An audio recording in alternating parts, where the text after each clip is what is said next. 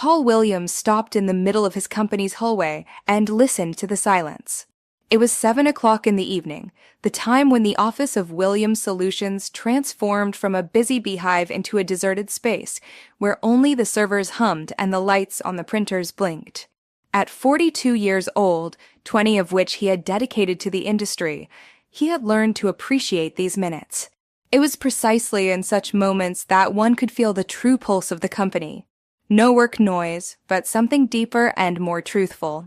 Hello, I'm Sarah. On this channel, I present to you the courageous, real-life stories of women. Please note, in all the stories you'll hear, names have been changed and visuals have been created to respect privacy. If you'd like to share your story and inspire other women, you can reach us through the channel's About section. I would be honored to be your voice. No, I invite you to listen to the story of a woman who found the strength to stand tall, despite life's challenges. He was on his way to his office with a folder full of financial reports when he heard the patter of small feet. Paul managed to turn around just in time before something light bumped into his legs. A girl of about 6 recoiled, looked up at him with big brown eyes, and pressed her lips together guiltily. "Oh, sorry," she squeaked, trying to hide a crumpled coloring book behind her back. Paul couldn't help but smile.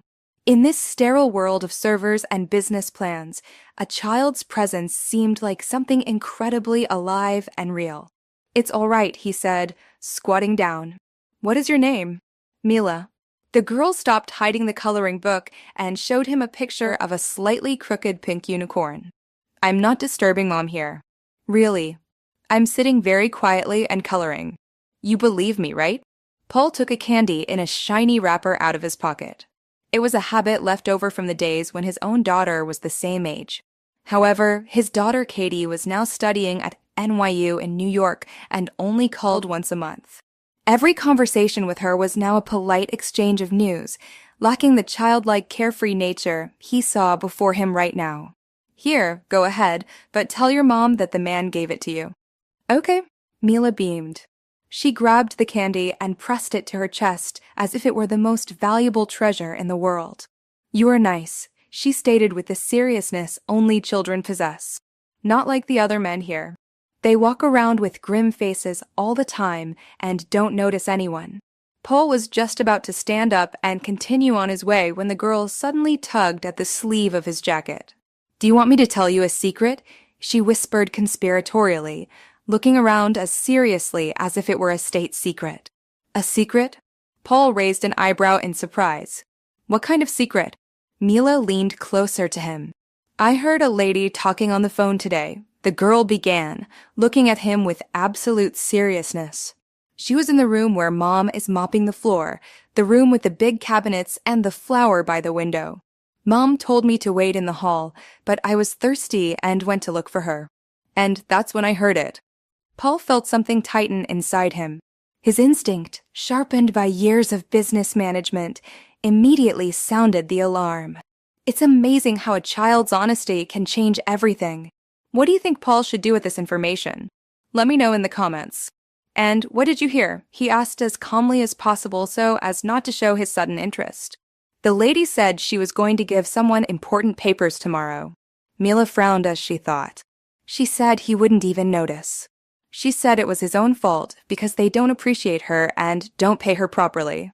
And then she said something about getting a new job where everything would be better. And she said, on Friday it will all be over and I'll be free." The blood ran cold in Paul's veins. He straightened up, feeling a chill run down his spine. "Mila, listen to me carefully," he said, trying to keep his voice steady. "Can you describe this lady to me? What did she look like?" The girl thought for a moment and bit her lower lip. "She has long red nails," she began, counting on her fingers. "As shiny as a princess in a cartoon, and she smells like strawberries." I liked the smell. "And she has dark hair down to her shoulders, and she wears high shoes that go click-clack on the floor. Mom says you can't walk well in them, but that they look pretty." The floor dropped out from under him. This description fit only one person. Sarah Brennan, the head of the HR department, 46 years old, 5 years with the company, always groomed, always with a flawless manicure the color of ripe cherries. The strawberry perfume was her trademark, known to everyone in the office, announcing her presence from several feet away. "Thank you very much, Mila," he said, trying to smile. "You helped me a lot. But let this be our shared secret." "Okay, don't tell anyone. Not even your mom. Not for now. This is important." The girl nodded willingly. "I can keep secrets. Mom always says she can rely on me." Paul watched her run back to her coloring books while he pulled out his phone and walked briskly toward his office. His fingers tapped on the screen, dialing his secretary's number. Allison Scott, 29 years old, had been working for him for 3 years. Dutiful, precise, and someone who never asked unnecessary questions. "Allison, are you still in the office?" he asked the moment she picked up. "Yes, Mr. Williams. I'm just finishing the reports." "Very good. Listen carefully." He entered his office and closed the door. "In 15 minutes, I need the entire executive management here. Everyone who is in the city. An urgent meeting. Call them all together." Surprise resonated in Allison's voice. "It's already late. Some might be gone." "Everyone who is reachable," Paul interrupted gruffly. "George Reynolds, Sarah Brennan, Owen Matthews, Chris Collins, Victoria Jennings. This is not negotiable." Meeting point in the conference room. Topic: internal audit. "Understood. I will contact them immediately." Paul sank into his armchair and rubbed the bridge of his nose. The room with the big cabinets and the flower by the window, that was the HR department archive. Employee personnel files, employment contracts, and social security documents were kept there. But above all, the safe with the commercial contracts was there, to which only department heads had access. Sarah had legitimate, official access to it.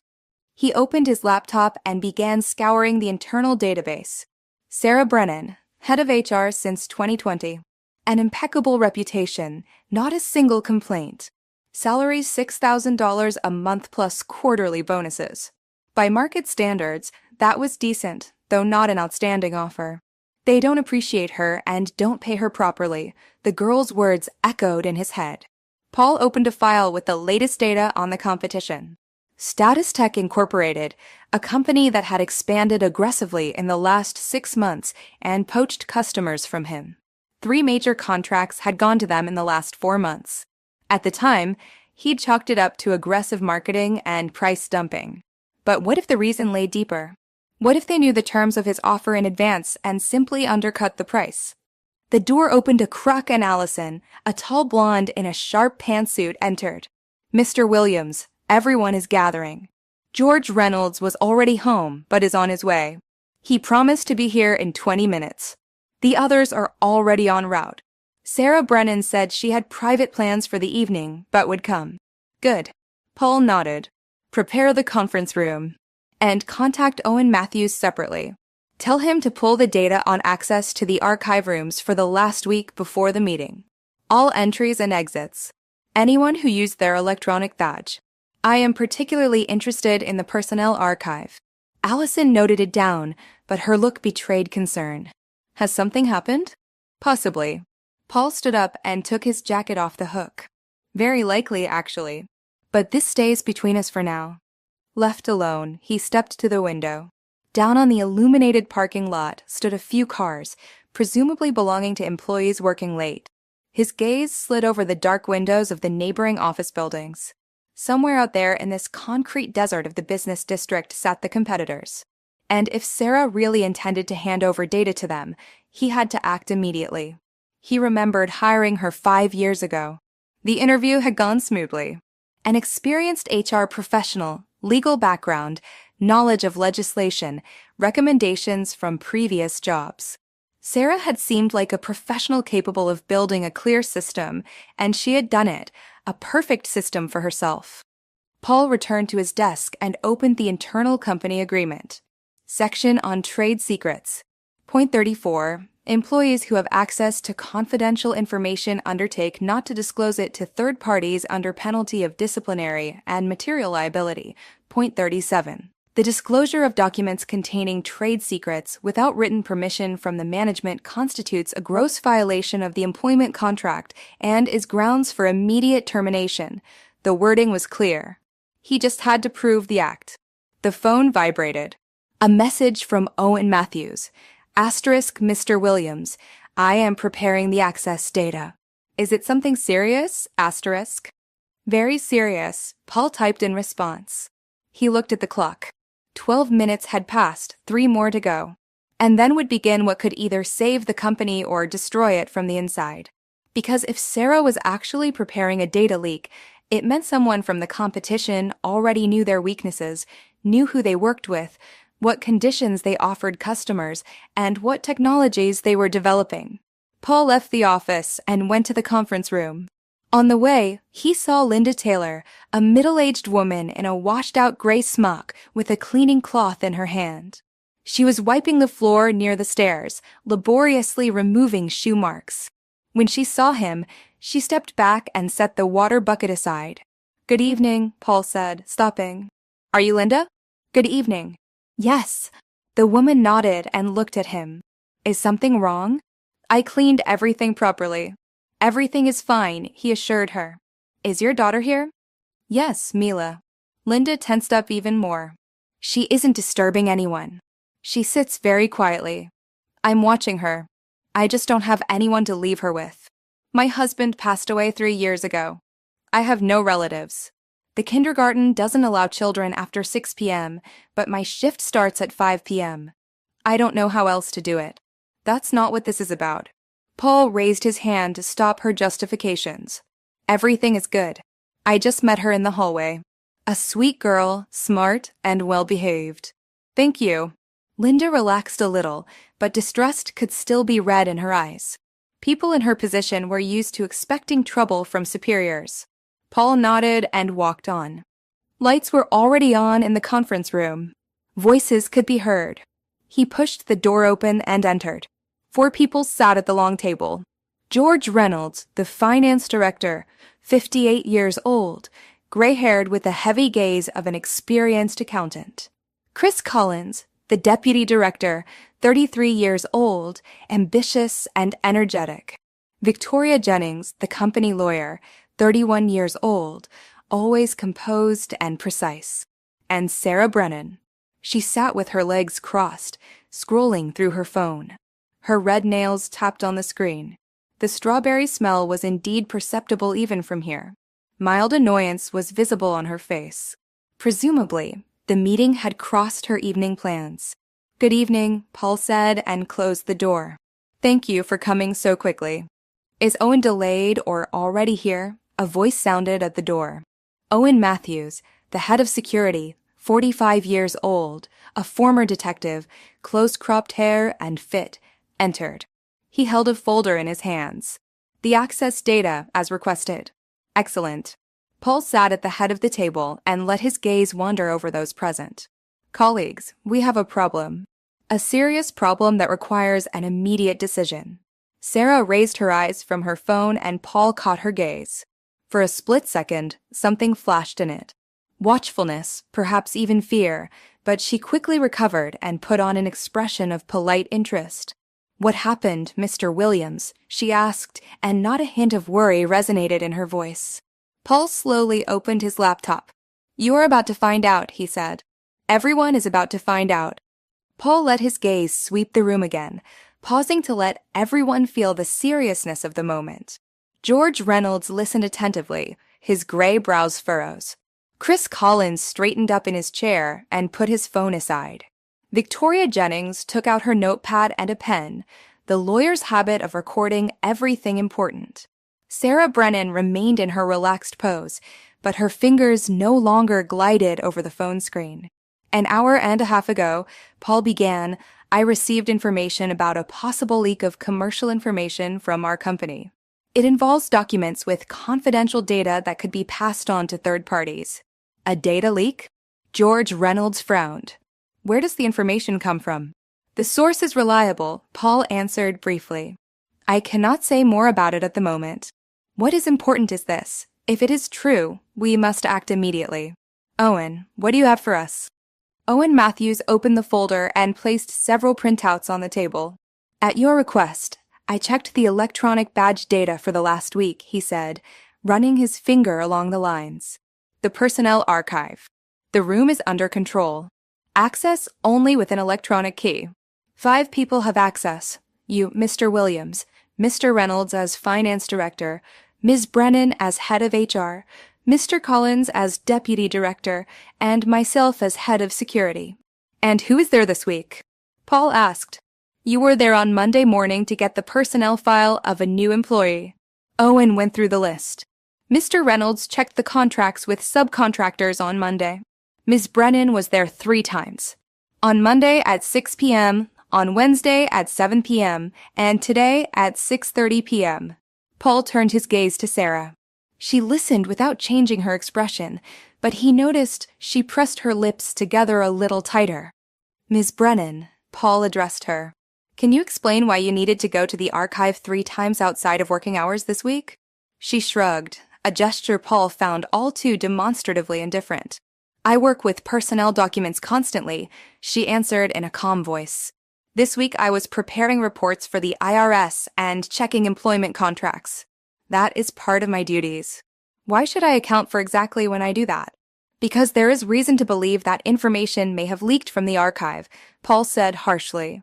And your visits outside of working hours seem suspicious. Suspicious?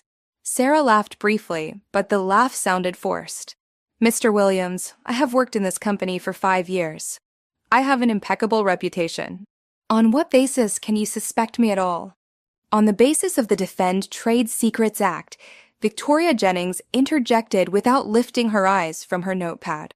Any employee with access to confidential information can be investigated if there is a reasonable suspicion of disclosure. The employer has the right to conduct an internal investigation. Exactly, Paul nodded. Victoria, please briefly explain what this law regulates. The lawyer turned a page in her notepad. It establishes the legal framework for the protection of trade secrets. Those that constitute a trade secret include findings that have actual or potential economic value due to their being unknown to third parties. In our case, these are contracts with customers, terms of cooperation, pricing, and technical developments. The law provides for liability in case of disclosure. An employee guilty of disclosure is obliged to pay damages. In addition, disciplinary liability up to immediate termination is possible. That is all just theory, Sarah said coldly. But you have absolutely no proof that I have disclosed anything. You cannot just accuse me without reason. Owen, Paul turned to the security chief. What about the video cameras? There are cameras in the hallways, Owen replied. There are no cameras inside the archive itself. Data protection requires that. But entry and exit are recorded. I can pull up the recordings from the last week. Do that, Paul ordered. I want to see who went in when and what was carried out. That is a violation of my rights, Sarah protested. You are not allowed to monitor me. Yes, we are, Victoria threw in. Video surveillance in common areas is lawful. You signed a consent form when you were hired. Furthermore, there is a clause in your employment contract stating that the employer is entitled to conduct an internal investigation using all available means in case of suspected violation of trade secrets. Sarah paled. Paul saw her trying to keep her composure, but the tension was growing. George, Paul turned to the finance director. Tell me, have there been any oddities with the financial documents lately? Unauthorized copying? Requests outside of one's department? George Reynolds thought and rubbed his chin. Now that you ask, yes, there was something. The day before yesterday, I noticed that someone requested a summary of client contracts from the last year from the accounting system, and the request did not come from the finance department. Where did it come from? Paul asked sharply. From the HR department. George looked at Sarah. I thought at the time it was for some internal report and didn't attach any importance to it. That was for a report, Sarah said quickly.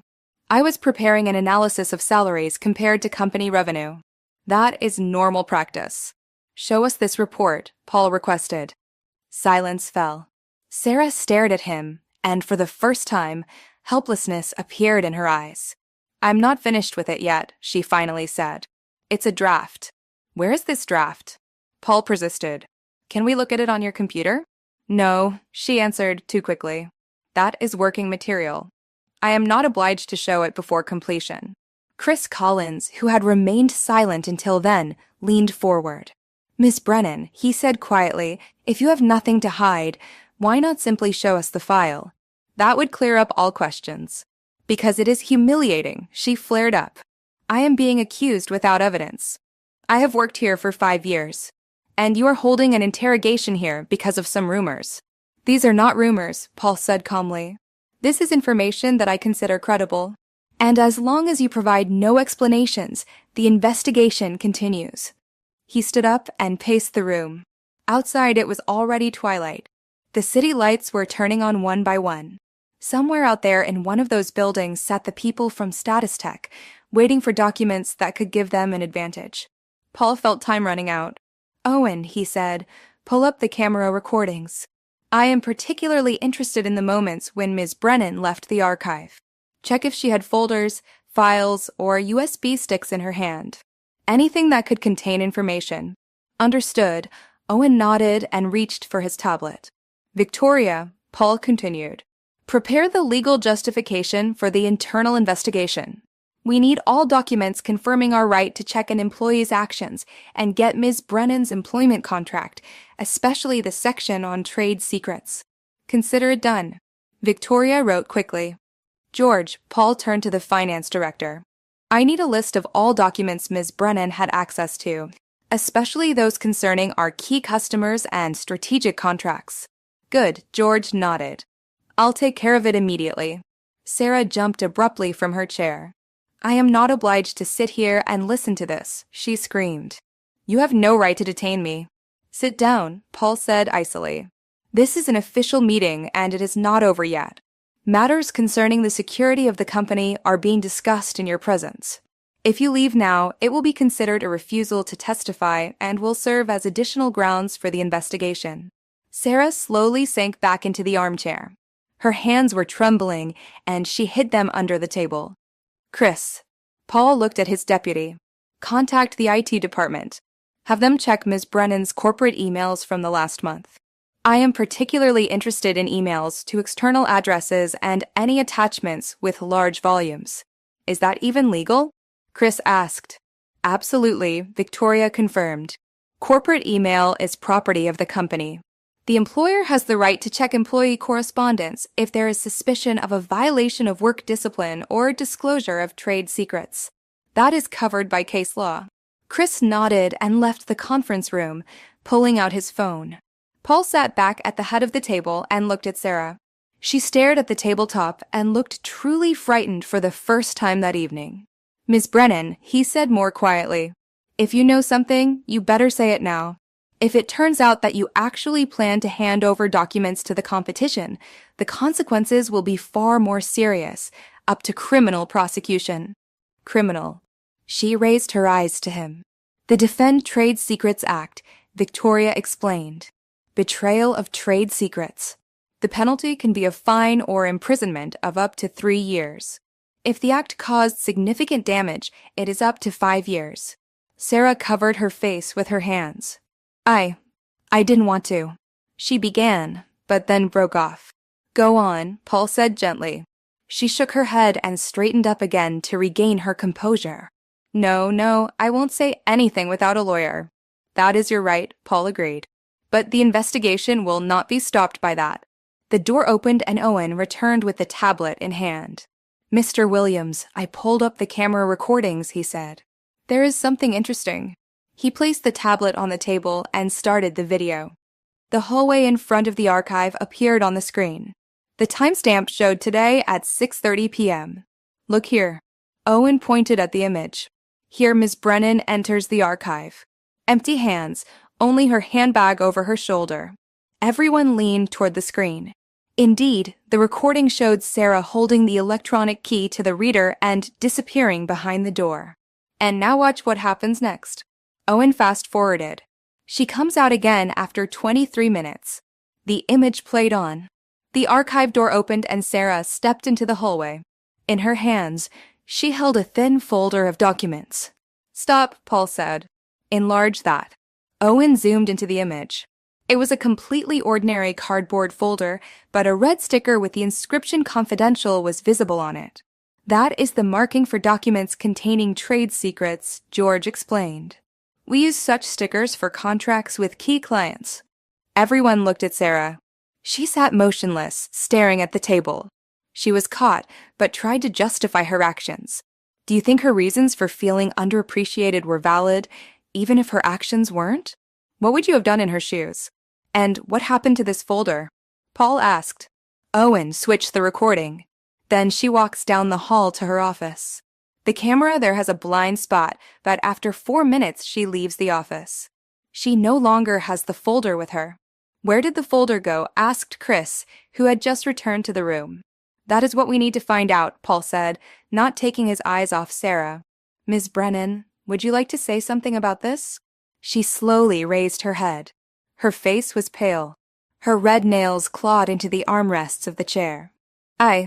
She began, but her voice failed. At that moment, Chris's phone rang. He glanced at the display and looked at Paul. IT department, he said. They say there is urgent information regarding Ms. Brennan's emails. Paul nodded. Put it on speaker. Chris pressed the button and the system administrator's voice sounded in the conference room. Mr. Collins, we checked Sarah Brennan's corporate emails. Several emails were found that were sent to an external address. The emails were deleted from the sent folder, but we were able to restore them from the archive. In one of the emails, sent the day before yesterday, there is an attached file with contracts and there is a text. Read the text, Paul ordered. Asterisk, the contracts will be available to you by Friday. Afterward, we will discuss the conditions for my transfer. I hope your offer will be more appropriate than what I have now. Asterisk. Dead silence fell. Sarah buried her face in her hands and her shoulders began to shake. Paul slowly straightened in his chair. I think, he said quietly, we now have all the evidence. Sarah Brennan sat there without lifting her head. Only her heavy breathing betrayed her state. The red nails that had tapped so confidently on the phone display just an hour ago were now clawing into the edge of the table. Paul looked at her and felt a strange mixture of disappointment and relief. Disappointment because he had trusted this person for 5 years. Relief because the worst fears had been confirmed before the damage became irreparable. Chris, tell IT to export all restored emails and document the send times, Paul ordered. They should prepare a full report with technical details. We will need that for the files. Consider it done. Chris nodded and bent over his phone. George Reynolds leaned back in his chair and shook his head. Sarah, how could you? 5 years of work, a stable salary, bonuses. Why? Less anger than incomprehension resonated in his voice. She raised her head and Paul saw that her eyes were red. But they were not tears of remorse, but rather the anger and despair of a cornered person. A stable salary, she repeated bitterly. $6,000 a month. Do you know what HR directors earn in normal companies? $8,500 to $10,000. And what do I get? A salary increase of $150 once a year. And that even though I carry the entire department alone. That is no excuse, Paul said harshly. If you were unhappy with the conditions, you could have come and talked to me. You could have looked for another job legally, but not sold information to the competition. Talked. Sarah laughed scornfully. I was with you 6 months ago asking for a salary adjustment. Do you know what the answer was? Asterisk, not right now. Crisis, we have to wait. Asterisk, and then I find out that the new IT manager got $7,500 immediately. Because he is a man, she challenged. Because a programmer is more important than an HR person. Because the IT department brings revenue to the company, Paul answered coldly. And the HR department is a support unit. You knew that perfectly well when you took the job. Sarah jumped up from her chair. Her face was distorted. Support unit. So that's how you see us. I work 12 hours a day, solve conflicts, manage documentation, recruit personnel, and you call that support. Sit down, Paul ordered. Emotions won't help now. She sat down slowly again, but her gaze continued to spray poison. Victoria Jennings, who had been silent until then, added matter-of-factly, Ms. Brennan, I must officially inform you of the consequences, she said in a calm, professional tone. Currently, the following evidence exists against you. First, unauthorized access to documents that are not part of your immediate duties. Second, copying and removing confidential information. Third, the attempt to pass this information to a competitor company. This is considered a gross violation of work discipline and betrayal of trade secrets. I haven't passed anything on yet. Sarah screamed. I sent the email. Yes, but you haven't given them the documents yet. That doesn't matter, Victoria continued. According to the law, the disclosure of information already constitutes a violation. It is not required that the third party has already used it. The act of transmitting or the intent to transmit already establishes the violation. Owen Matthews scrolled on his tablet and suddenly raised his head. Mr. Williams, there is something else, he said. I checked the phone calls from Ms. Brennan's company number for the last 2 weeks. 7 calls to the same number. Call duration between 5 and 15 minutes. I checked the number in the database. It is registered to the company Status Tech Incorporated Personnel Development Department. George Reynolds jumped up. Status Tech. The very ones who took the last 3 contracts from us. Exactly, confirmed Paul. Now it is clear where they got the information about our terms. Sarah pressed her lips together and turned away toward the window. Ms. Brennan. Paul leaned forward. You understand that you can still partially save the situation. Tell us everything. What exactly did you pass on? Who exactly were you in contact with? Which documents did you copy? She remained silent and stared into the darkness outside. If you refuse to cooperate, Paul continued, we will hand over the documents to law enforcement agencies. Then it will not just be a termination, but a criminal case. Go ahead and hand them over, Sarah said dully. My career here is over anyway. Your career is over anywhere, Chris threw in harshly. After something like this, no reputable company will hire you again. Reputation is everything in our industry, and you just destroyed yours. Sarah flinched but remained silent. Paul looked at Victoria. The lawyer nodded barely perceptibly. Legally, they were on firm ground. There was enough evidence. Good, Paul said. Since you refuse to provide explanations, we will move on to the formal procedure. Victoria, name the next steps. Jennings turned a new page in her block. According to the Washington State Labor Code, Section 49.12, immediate termination of the employment relationship by the employer is possible if there is a compelling reason. The betrayal of trade secrets constitutes such a compelling reason. Before the decision, the employer is obliged to invite the employee for a hearing. If testimony is refused, a corresponding protocol is made. Ms. Brennan, Paul took a blank sheet of paper from a folder and placed it in front of her. I hereby officially request you to provide a written statement regarding the established facts. You have 2 working days to do so. A refusal will be recorded in a protocol. She looked at the sheet, then at Paul. And if I refuse, then you will receive the termination notice for disclosure of trade secrets in 2 days, Victoria explained. It will be noted accordingly in your reference letters. In addition, the company reserves the right to sue for damages. What kind of damage? Sarah laughed nervously. I haven't even managed to hand everything over yet. George Reynolds opened his laptop and turned the screen toward her. 3 contracts we lost in the last 4 months, he said, showing a table. The potential profit amounts to $150,000. If it is proven that the loss is connected to the information leak you facilitated, the company has the right to claim these damages. Sarah turned ash pale. $150,000? Have you gone crazy? I've never had that much money in my whole life. Then you will just pay it off in installments for the rest of your life, George said indifferently. Or your property will be seized. Do you own an apartment? She nodded, unable to get a word out. There you go, the finance director continued. So there is something to take. Paul raised his hand and stopped George. Wait a moment. Ms. Brennan, I ask you one last time. Are you ready to cooperate? Tell us everything you passed on, to whom, and when.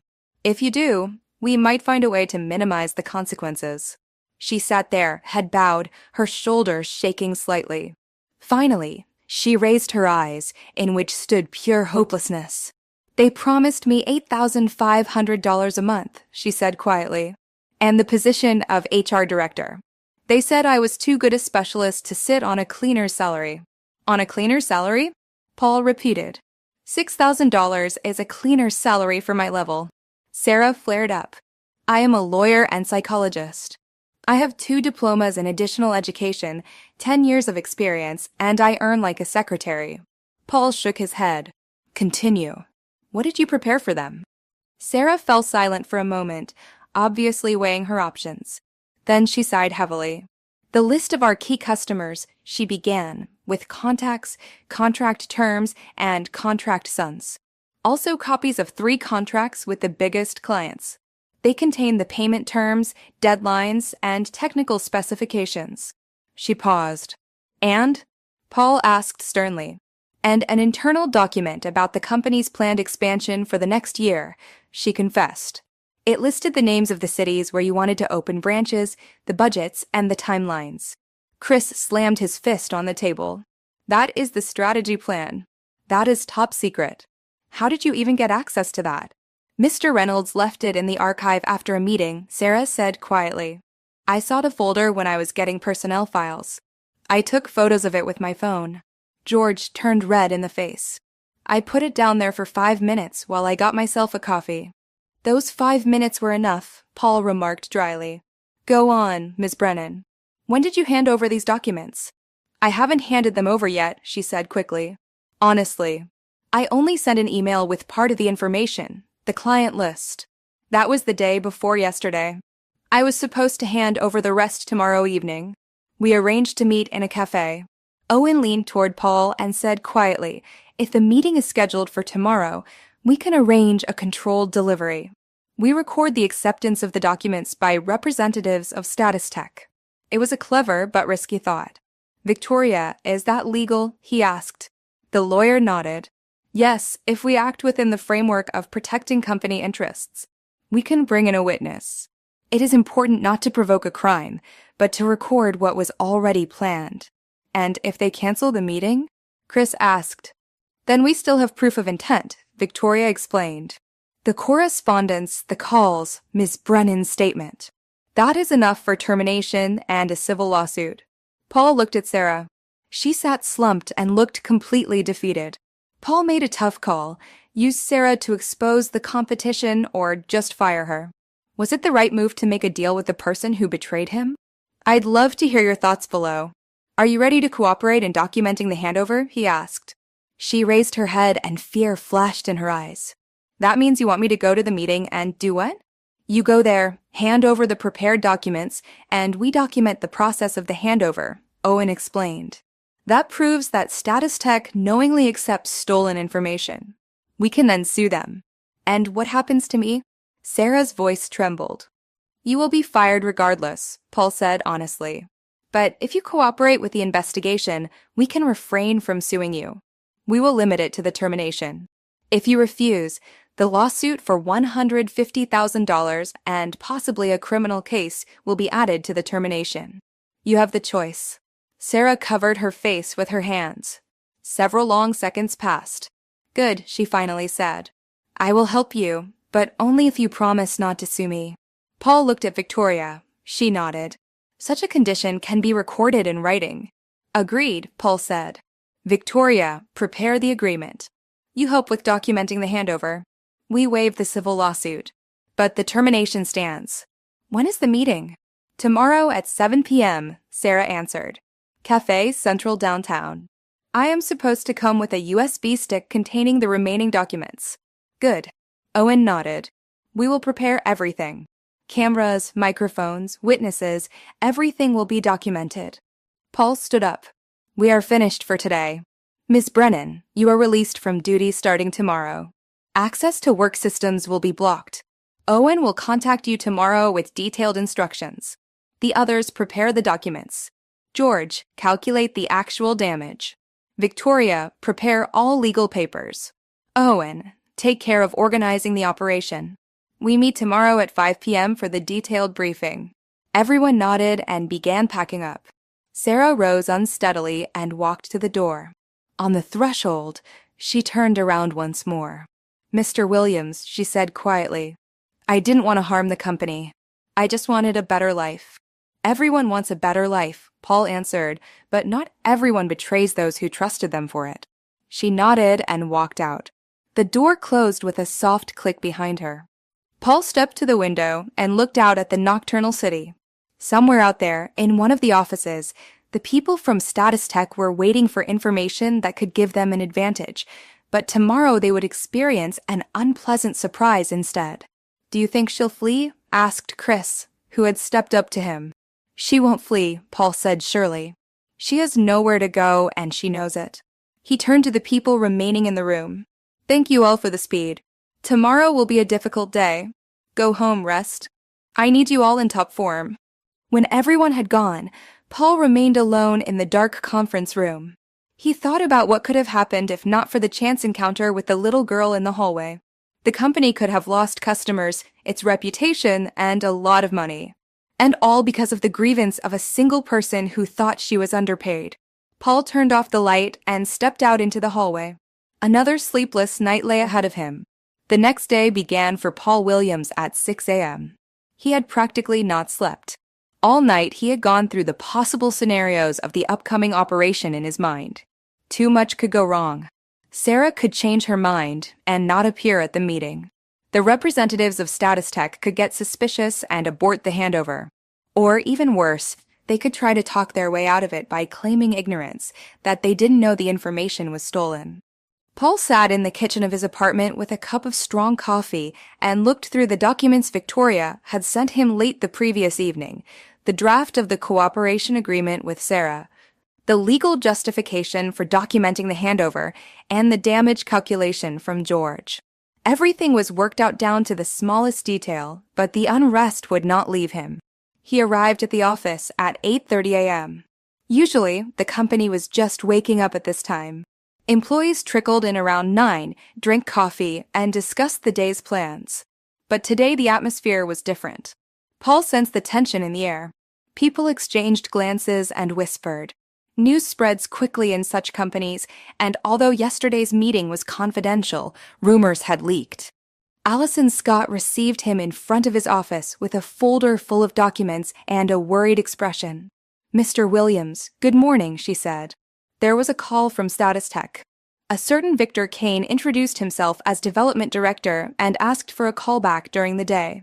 He said it was an urgent matter. Paul paused. Kane. That was exactly the one Sarah had made the arrangements with. Owen Matthews had checked the contacts yesterday. Allison flipped through her notes. Yes, exactly. Sarah's calls went to his number. Interesting. Paul frowned. That means they are nervous. Good, note that down. I'll call back after lunch. Let them hang in uncertainty for a while. He went into his office and called Owen Matthews first thing. Owen, how are the preparations? Everything is going according to plan, the security chief answered. I checked Cafe Central personally this morning. A small place, 3 rooms, medium visitor frequency. I coordinated with the manager. They allowed us to install a camera in the room where business meetings usually take place. We said we are checking the staff. Additionally, our man will sit at a neighboring table with a directional microphone. Furthermore, Sarah will have a dictaphone in her bag. She will definitely come. I spoke with her on the phone this morning. She confirmed it. She said Kane texted her last night and confirmed the time. They suspect nothing. Excellent. Who are we taking as witnesses? You, me, Victoria Jennings as a lawyer, Owen listed, and I arranged with an officer from the local precinct. Officially, he will just happen to drop by, but on my signal, he will enter and document the handover process. That lends legitimacy to the entire procedure. Well thought out, Paul praised. We meet at 5 p.m. in my office for the final briefing. He hung up and thought. The call from Kane was disturbing. Maybe something had gone wrong on their end. Or they just wanted to clarify details, or they had already realized Sarah was blown and were now trying to probe the ground. At 10 a.m., George Reynolds came into his office with a thick folder. Mr. Williams, I have finished the calculations, the finance director said, placing tables on the desk. Look here, 3 contracts we lost in the last 4 months. The first, Technocorp, went to Status Tech in August. Contract some $50,000. The second, Alpine Systems, went in September, $55,000. The third, West Logistics, in October, $45,000. And the total result? Paul asked. $150,000. George ran his finger along the total line. These are the direct losses. If we add the lost profit and the reputational damage, the figure almost doubles. Paul nodded. Can you prove the connection between the leak and the loss of the contracts? Partially. I checked the conditions Status Tech offered our customers. In all three cases, their offer was 5 to 7% lower than ours, and exactly by as much as was necessary to undercut the price without going into the red. As if they knew exactly what sum we had quoted. They did know, Paul said grimly. Sarah transmitted our commercial offers to them. They simply undercut the price and grabbed the customers. Exactly.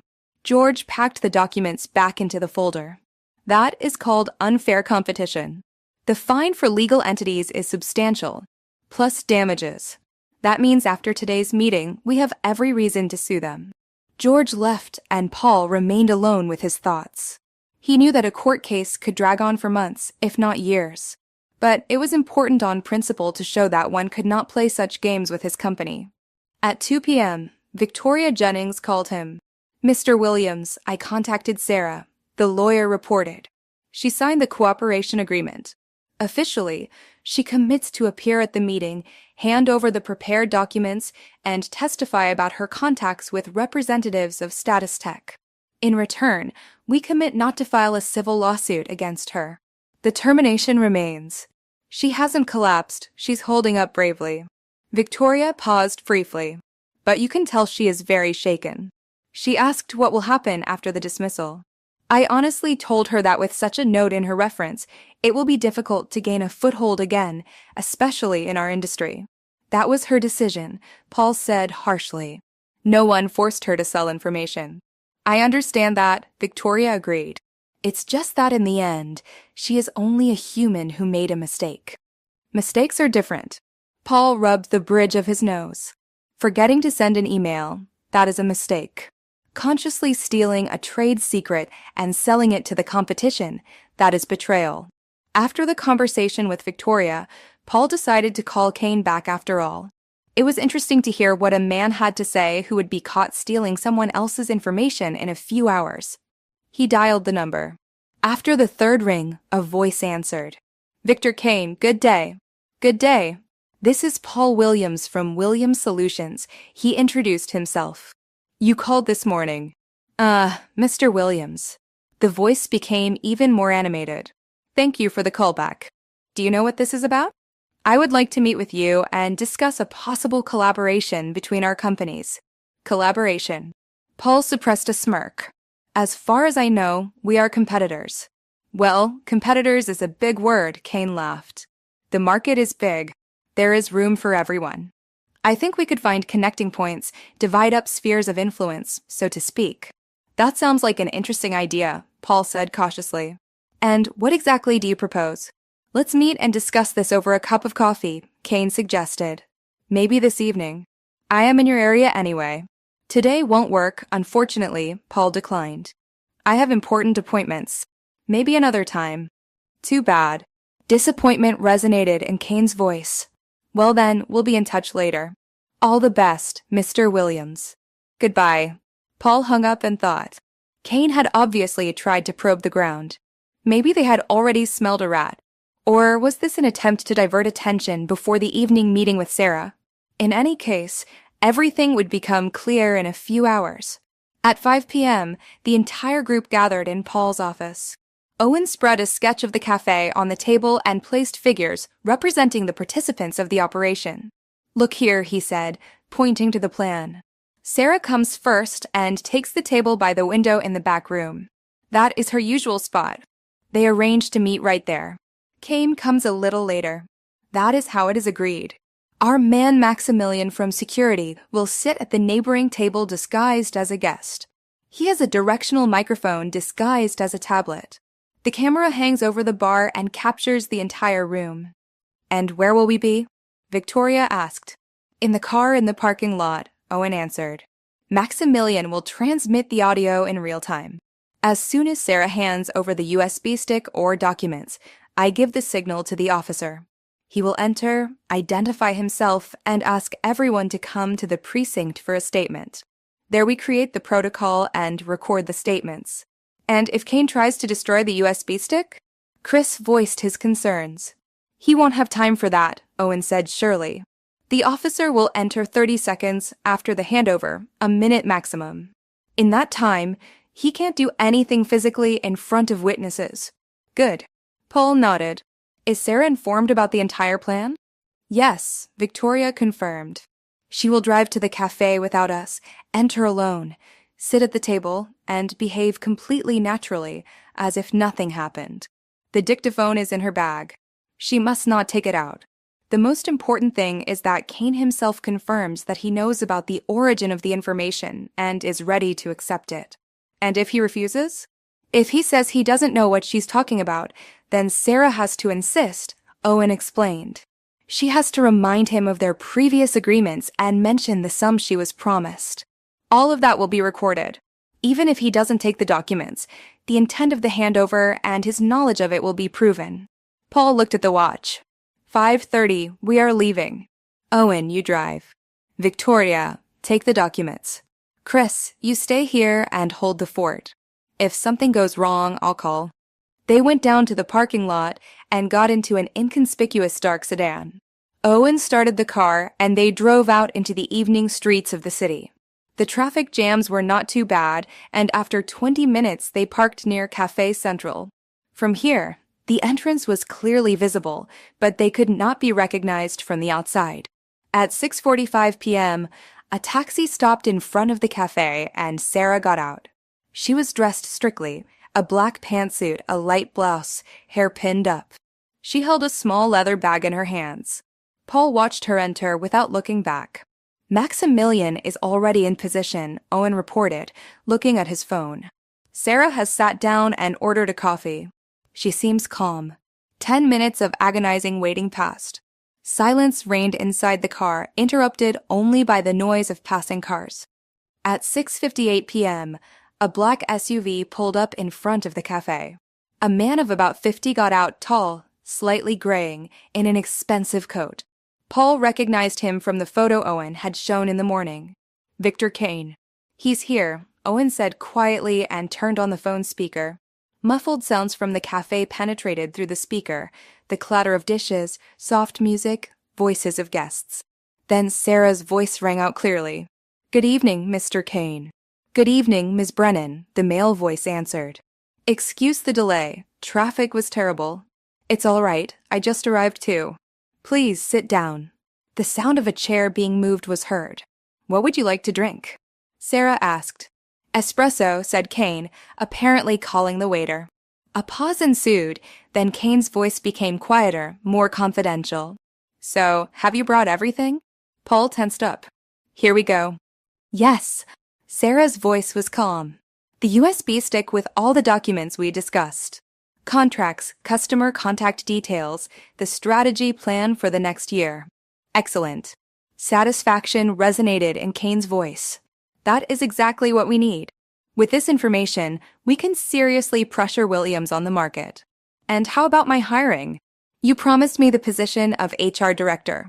Of course, Kane assured. As soon as you have officially resigned, we will hire you immediately. $8,500, as discussed, plus bonuses for special merits. For this information, I'll even add another $10,000 on top. Paul felt the tension. $10,000. So that was the price for Sarah's betrayal. Give me the stick, Kane requested. A soft sound was heard, as if Sarah had placed the stick on the table. Here you go, she said. Wonderful. Kane's voice sounded pleased. Ms. Brennan, you won't regret it. With us, you will be able to unleash your full potential. Owen, now, Paul ordered briefly.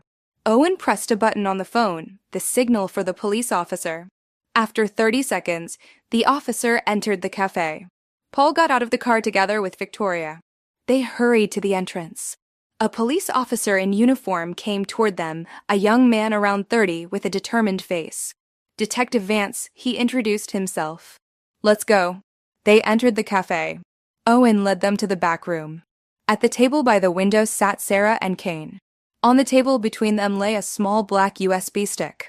Kane was just reaching for it when he saw the approaching people accompanied by the policeman.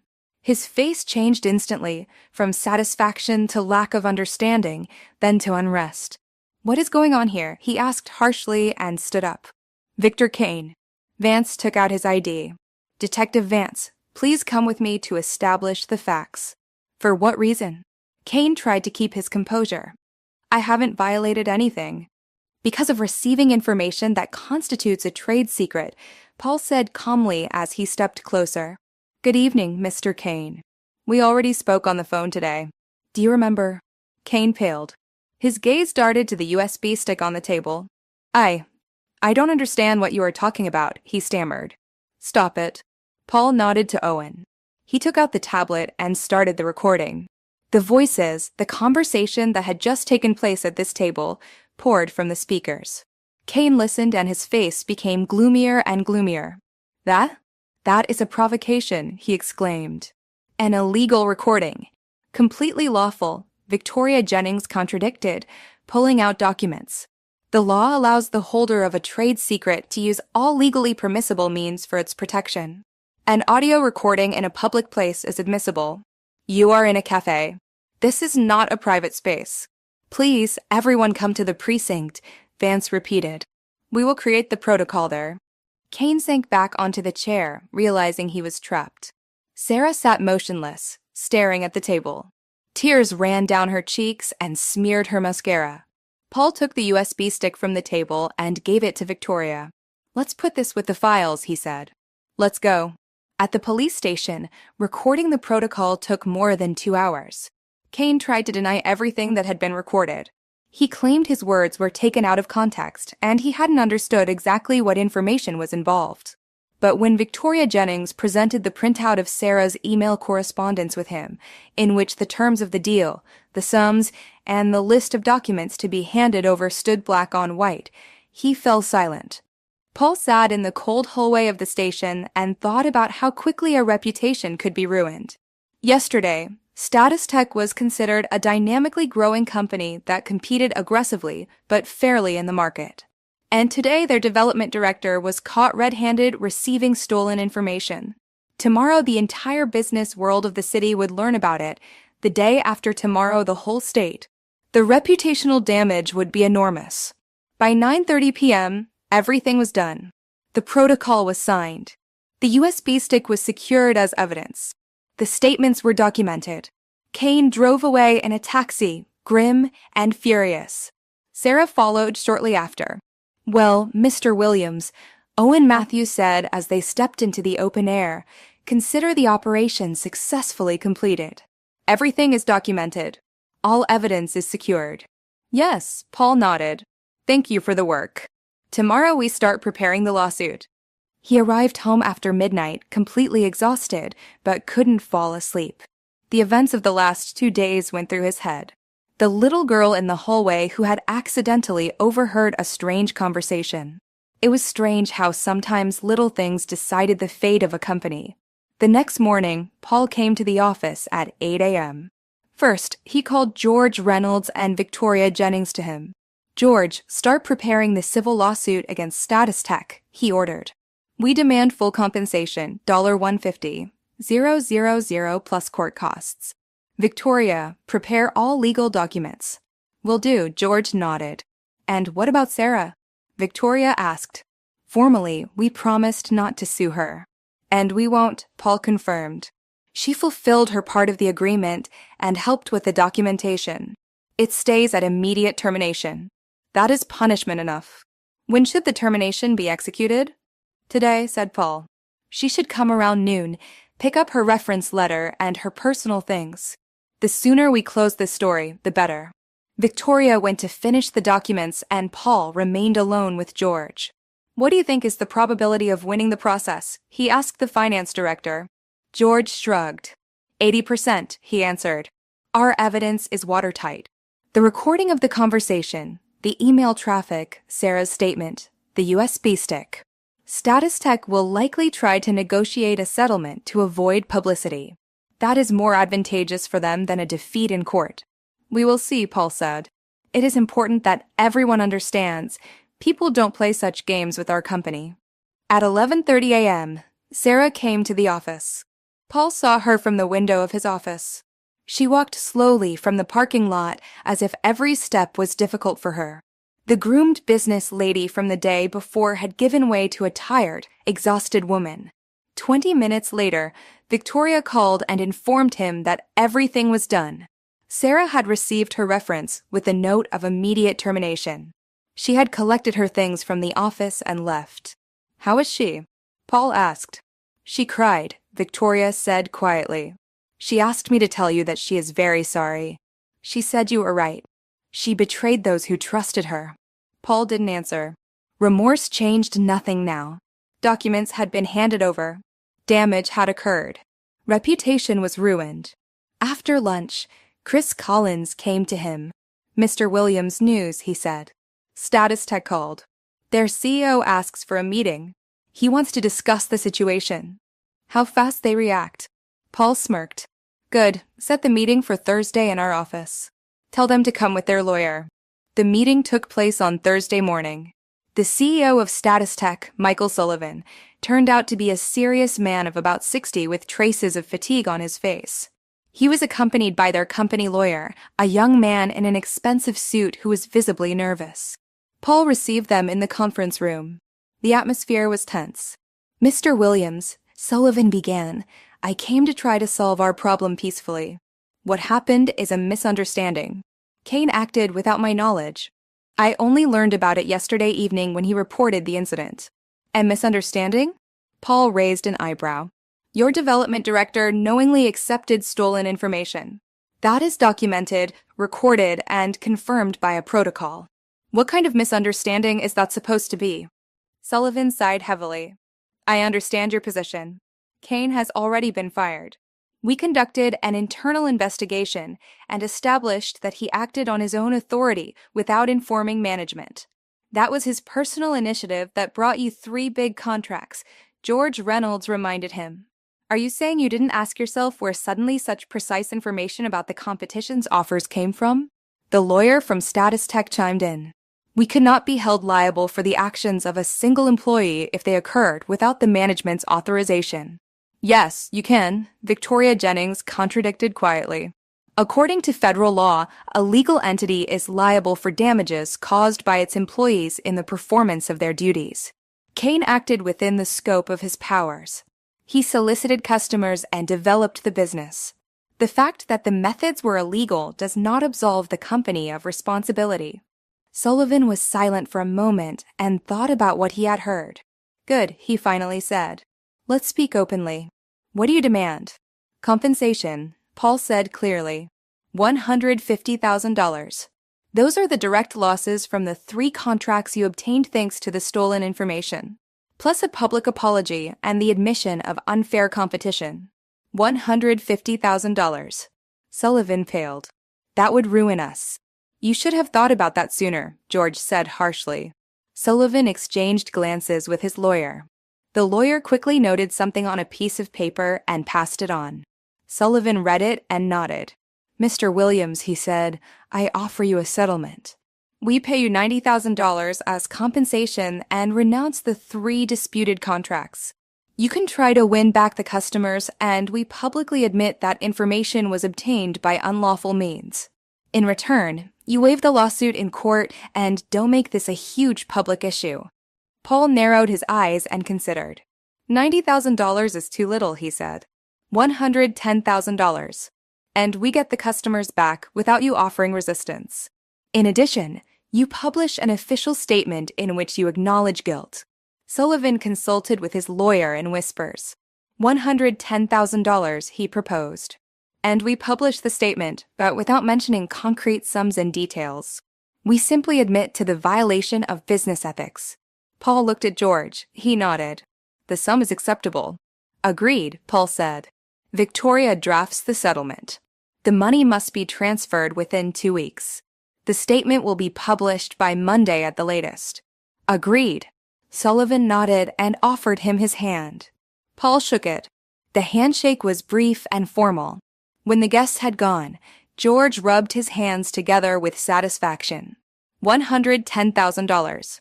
"An excellent result," he said. "Plus we get the customers back." We not only plugged the hole in the budget, but also restored our market position. Yes, Paul agreed. But that is not the most important thing. And what is the most important thing? That we showed no one plays dirty games with us, Paul said. Everyone will remember this lesson. In the evening of the same day, when the office was almost empty, Paul remembered Linda and Mila. It had been the little girl who had set this whole chain of events in motion. He asked Allison to find Linda. The cleaning lady worked one floor below. 10 minutes later, there was a timid knock at his office door. Linda entered in her washed-out smock. "Did you call me Mr. Williams?" she asked quietly. "Is something wrong?"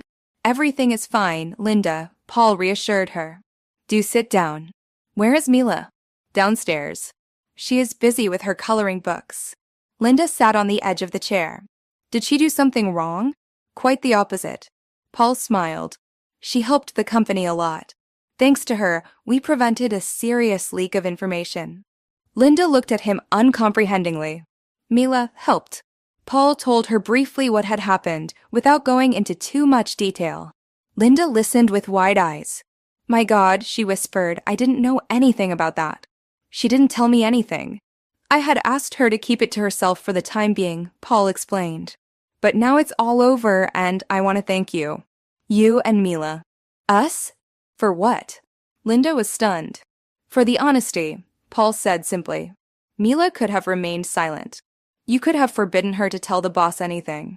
But she did the right thing, and thanks to her, the company was spared huge damage." He opened his desk drawer and took out an envelope. "This is for you," he said, and handed Linda the envelope. "A bonus, $2,500. Consider it a thank you from the company." Linda took the envelope with trembling hands, opened it, saw the banknotes, and immediately closed it again. "I can't accept that," she stammered. "That is way too much. I only clean the floors."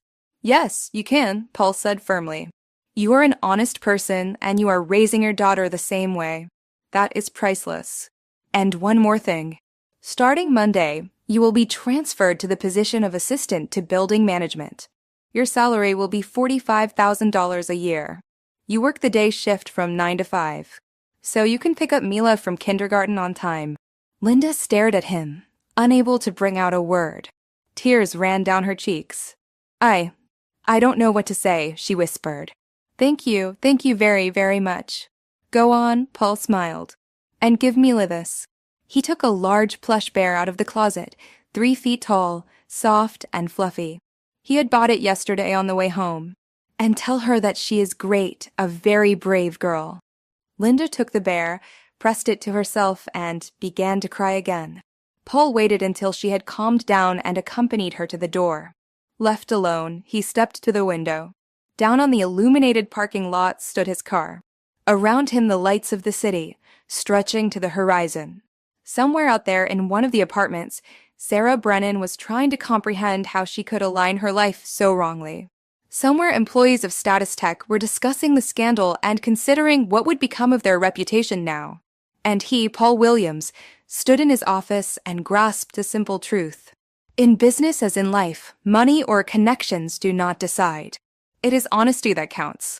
A little girl was more honest than an adult, experienced professional with 2 diplomas, and this honesty saved the company he had built for 20 years. It's a heartwarming end for Linda and Mila. Do you think Sarah deserved the harsh consequences she faced, or should she have been given a second chance? In the following week, Status Tech published an official statement admitting that violations of ethical norms had occurred in the course of business operations. The company apologized and committed to observing fair competition in the future. The $110,000 arrived in Williams Solutions' account 10 days later. 3 customers who had migrated to the competition returned after learning the truth. Linda Taylor started her new job and did her thing excellently. Mila walked around happily with her huge bear and had the feeling of having done something very important, even if she didn't quite understand what it was. Paul filed this story in his memory as an important lesson, a lesson that salvation sometimes comes from where one least expects it, and that childlike honesty can be wiser than adult calculation. We've listened to this strong woman's story together. I'm grateful to her for sharing her courage with us. So, What do you think? If you were in her place, could you make these difficult decisions? Share your thoughts with me in the comments. I read each one and try to respond. Thank you for being here with me. See you in the next story.